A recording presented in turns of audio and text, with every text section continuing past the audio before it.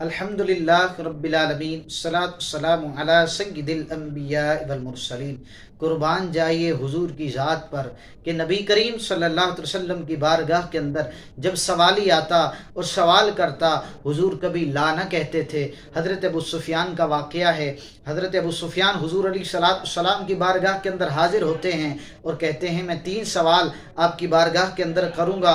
حضور علیہ الصلوۃ والسلام کی بارگاہ کے اندر ایک سوال کیا، حضرت حبیبہ سے آپ نکاح فرما لیں، حضور نے قبول فرمایا۔ دوسرا سوال کیا، حضرت امیر معاویہ کو کاتب وحی بنا لیں، حضور نے قبول فرمایا۔ تیسرا سوال کیا کہ مجھے لشکر کا امیر بنا دیں، نبی کریم رؤوف الرحیم صلی اللہ علیہ وسلم نے یہ تینوں باتیں حضرت ابو سفیان رضی اللہ تعالی عنہ کی قبول فرما لی۔